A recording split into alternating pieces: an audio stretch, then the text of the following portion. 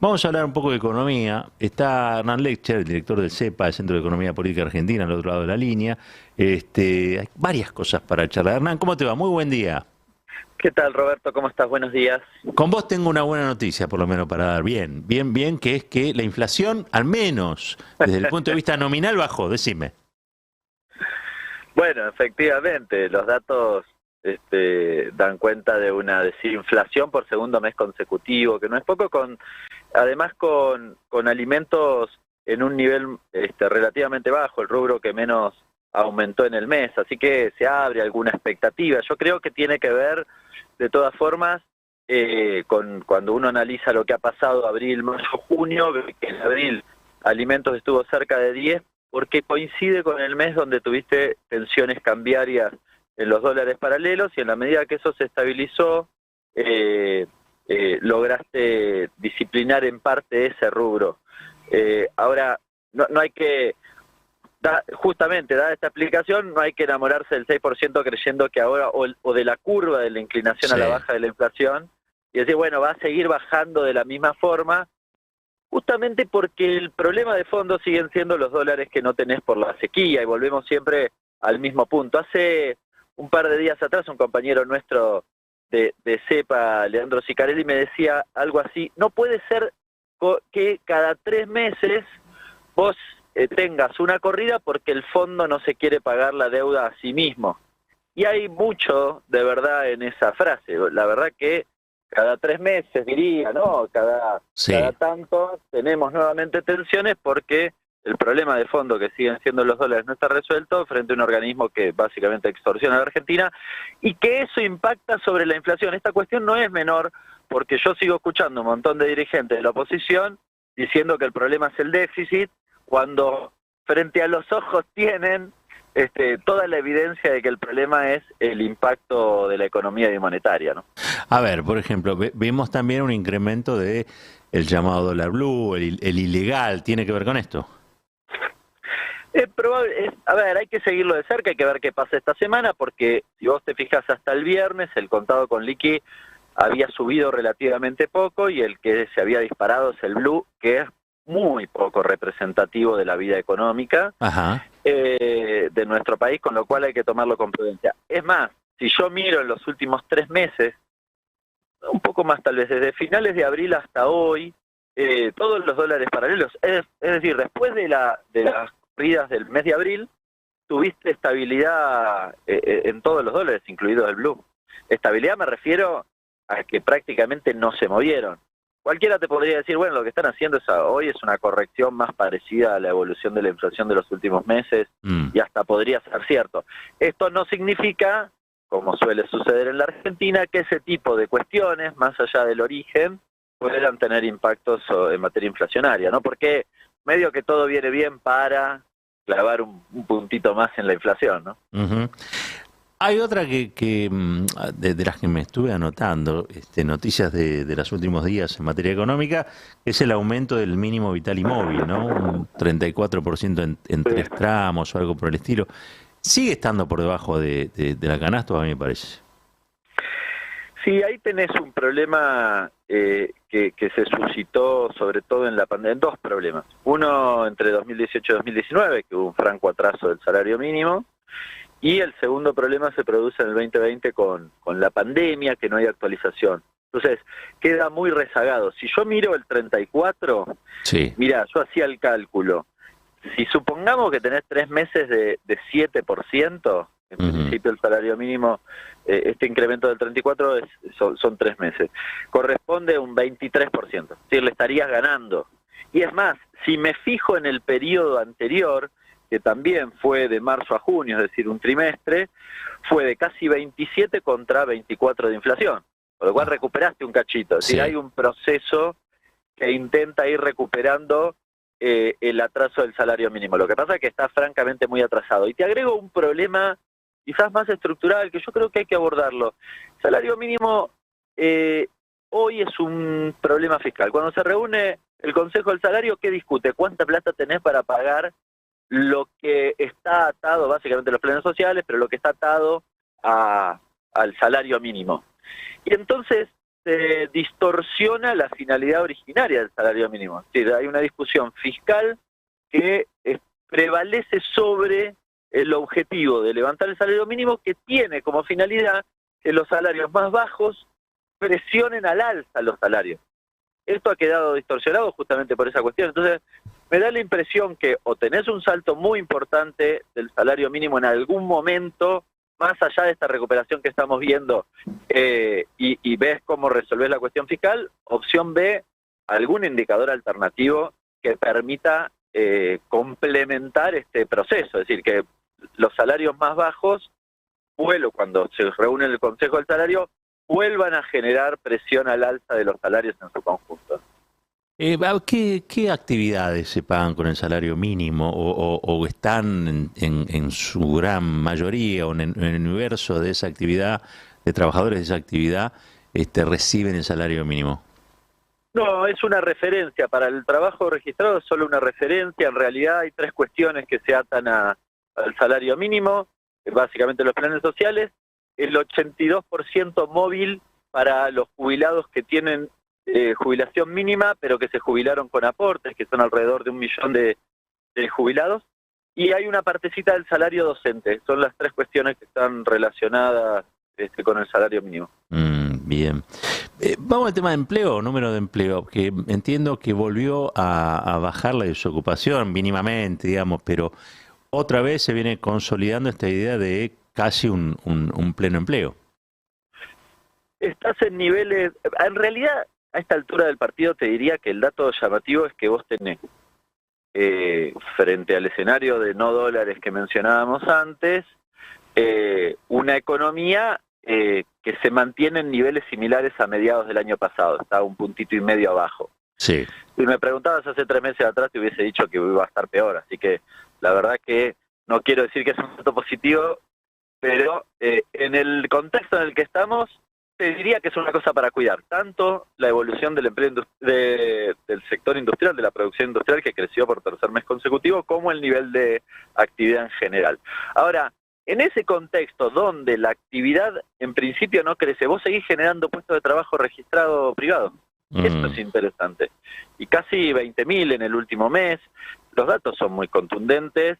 En el último año has creado 170.000 puestos aproximadamente registrados. Es decir, hay una evolución muy positiva del empleo. Podemos discutir naturalmente la evolución del salario, pero en lo que refiere al empleo, la verdad que es muy positivo. Y es cierto que cuando vos mirás el indicador de desocupación, que está en niveles bajos para la historia argentina, a ver, cuando yo hago un promedio de la desocupación en los últimos 30 años en la Argentina, estoy en unos 13, 14 puntos. Bueno, estamos en 6,5, un poquitito más.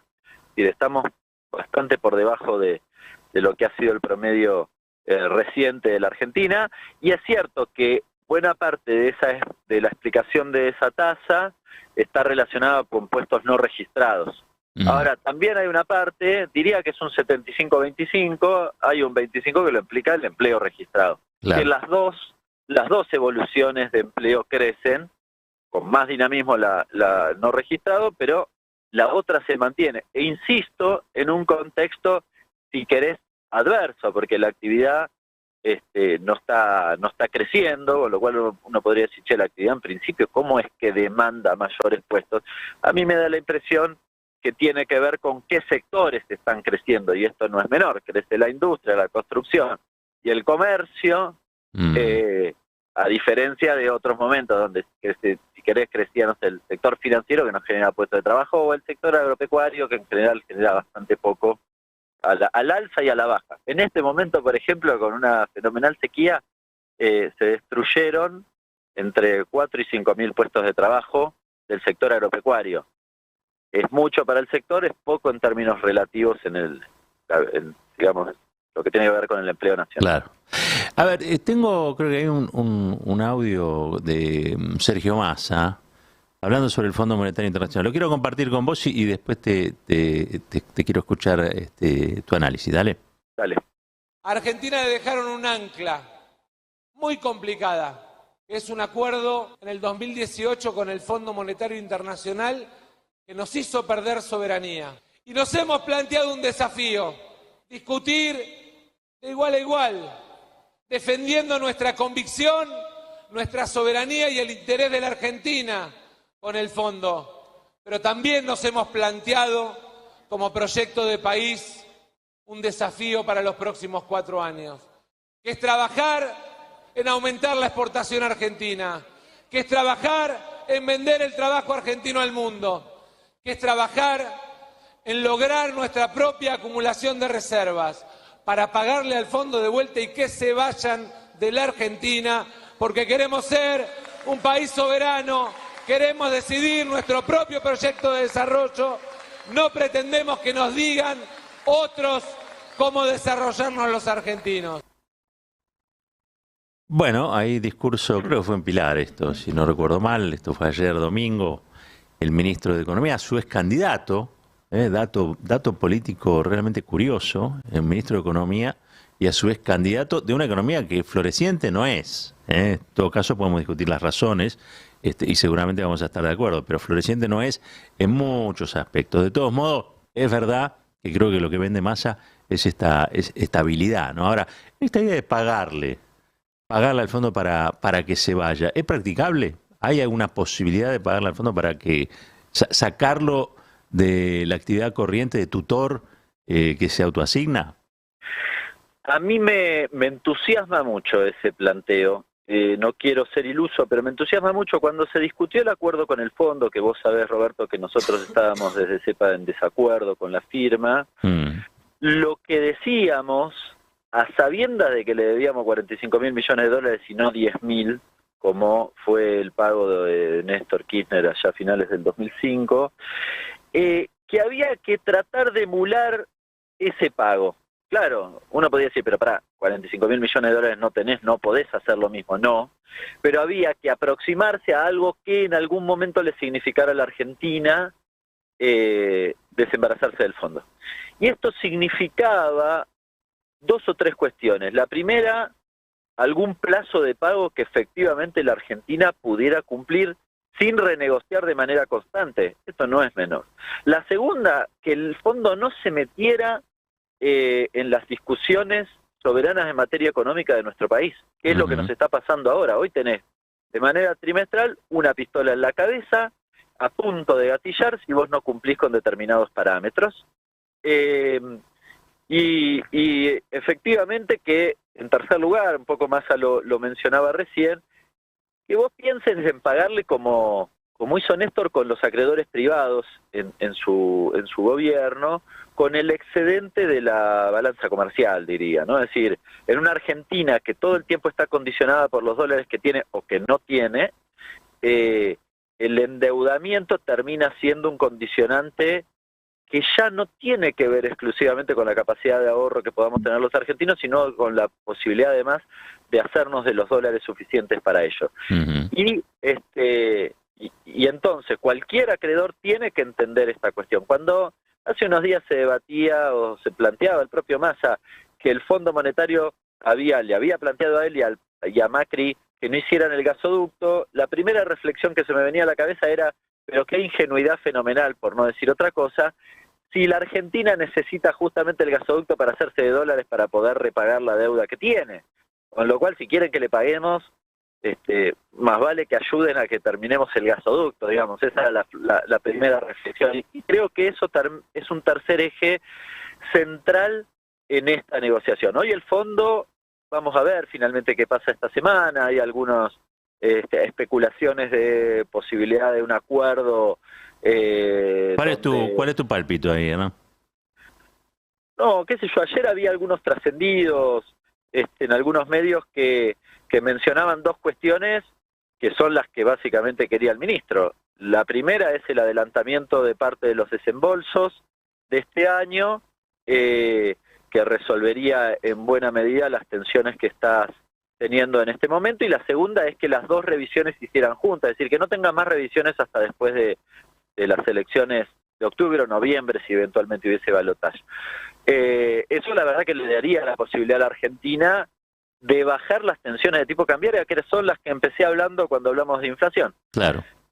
Ahora, no sé, el fondo hasta ahora se ha comportado de manera muy extorsiva. Yo recuerdo que en septiembre del 18, recién más hablaba de la mochila de plomo que significó ese acuerdo. El acuerdo es de junio del 18. En septiembre del 18, cumplido el primer trimestre, la revisión que hace el fondo del acuerdo, la Argentina incumple todo. No había sequía, no había pandemia, no había guerra, nada. Incumple todo. Y el fondo dice, uy, qué bien, igual. Te vamos a dar 7.000 millones de dólares más y te vamos a adelantar los desembolsos de manera tal que calce el 90% antes de las elecciones generales del 2019. Claro. Bueno, ese fondo que se metió en esa campaña electoral, a mí me da la impresión que hoy vuelve a meterse en la campaña electoral, más allá de lo que diga, naturalmente, pues no lo puede hacer, obvio, pero se vuelve a meter en la campaña electoral tratando de condicionar a la Argentina y tal vez queriendo hacer el trabajo sucio que no pudo hacer la oposición acá, porque la oposición primero dijo plan bomba, después dijo mega devaluación y más o menos que terminábamos en un corralito y hiperinflación y demás. Ninguna de esas cosas pasó. Bueno, termina viniendo el papá a ver si resuelve lo que el hijo no le salió, digamos, ¿no? Claro, o intenta hacer eso, ¿no? Hernán, como siempre, muy claro. Te mando un fuerte abrazo y gracias por esta comunicación. Abrazo grande. Un país unido por la radio.